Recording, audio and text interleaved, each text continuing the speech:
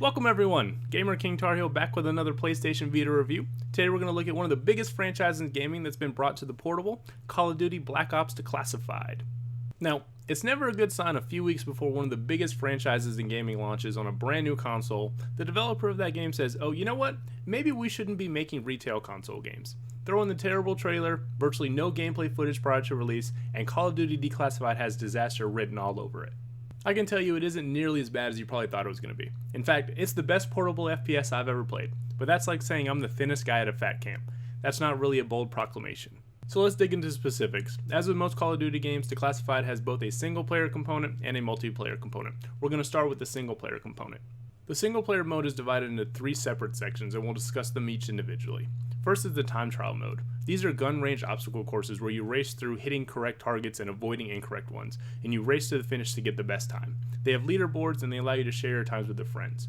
These serve as a nice, quick training exercise, but they feel largely forgettable in the long run. Next is Hostiles mode. This is the star of the single player and it fits perfectly on the Vita. This is like Modern Warfare 3 survival mode, where wave after wave of enemy comes after you. It's quite addictive, though unfortunately the variety of enemies is lacking compared to the aforementioned version. There's also no co-op mode either, which is disappointing, but the mode itself is a winner for on-the-go solo Call of Duty style gaming. Lastly is the operations mode or the story mode.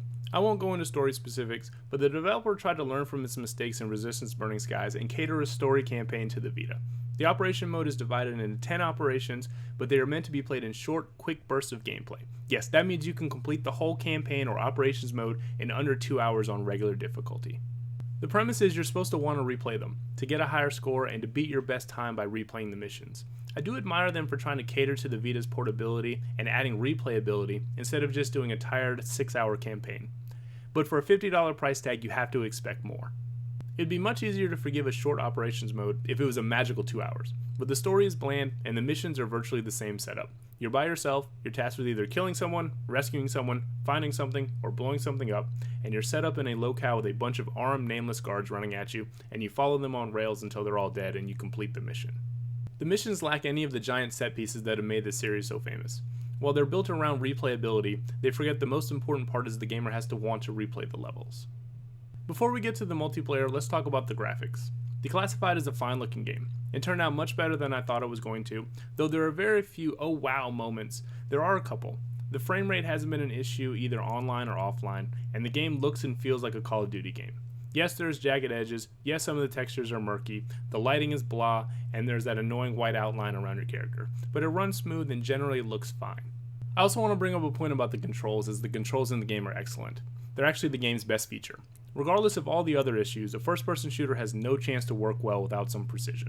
After adjusting my settings and some practice time, I felt in complete control. The touchscreen controls work fine, and I felt I had as much control on my Vita as I do on my PS3 controller. As Nihilistic leaves, someone will pick up the FPS mantle on the Vita, and there's a framework here for success. On to the multiplayer, which is a two-faced beast. In the multiplayer, you play 4v4 or 8-player free-for-all. In the team modes, you can play Team Deathmatch, Kill Confirmed, or Drop Zone, or a rotation of the 3. The multiplayer does a good job of bringing that Call of Duty experience over to the Vita. The utter chaos, the thrill of the kill streaks, it's all there. I was simply trying to get some footage for a video, and I ended up playing for 2 straight hours once I got into a good group.